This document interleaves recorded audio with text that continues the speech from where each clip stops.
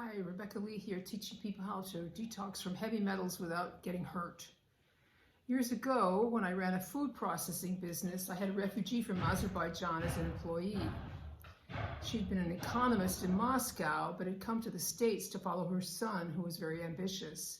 Like many people from that part of the world, she knew a whole lot about herbal medicine and health. And her comment to me, with the eyes of a newly arrived person, and with her knowledge, is, "Everybody here is sick." And that was a good 30 years ago.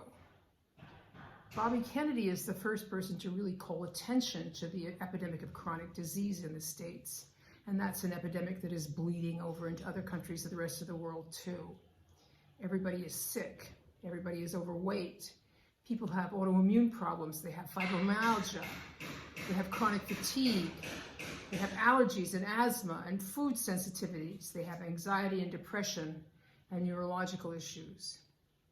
Catherine Austin Fitts talks about the great poisoning. There are certainly plenty of poisons out there. Chemicals don't have to be proven safe to be put on the market. You must prove them unsafe to get rid of them.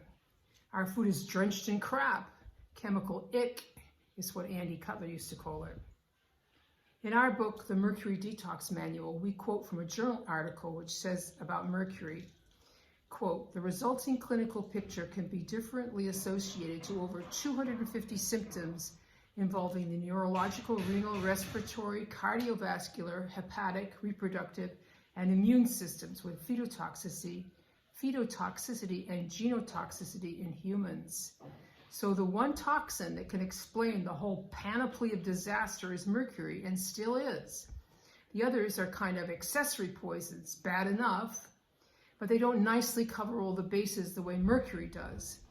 They are not the complete metabolic poison that causes over 250 different symptoms, but they still do their dirty work for sure. And when you get enough mercury in your body, you stop being able to detox anything else properly. It's one of the myriad terrible things it does to you.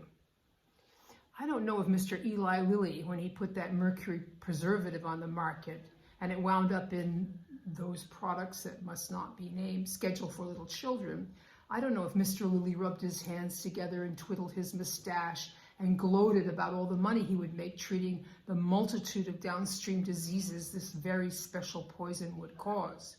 Perhaps he didn't do that. Perhaps the scientists at the time just thought it was going to be a great preservative, and the incredibly profitable repercussions upon which the whole medical industry seems to be based was just an unfortunate and unforeseen outcome.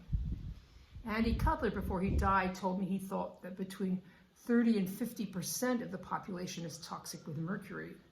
Every damn symptom and illness that is advertised on American TV seems to be for some affliction that mercury very commonly causes.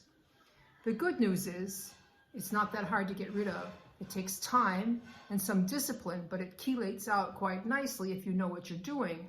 Get it out of your various metabolic systems and your body will be able to do its magic and get you back to homeostasis. The measures you take for your health will start working and lasting too. Andy Cutler, as I always say, should have got a Nobel Prize for figuring out the mercury detoxification protocol, which you can learn about for free by going to our Facebook support group.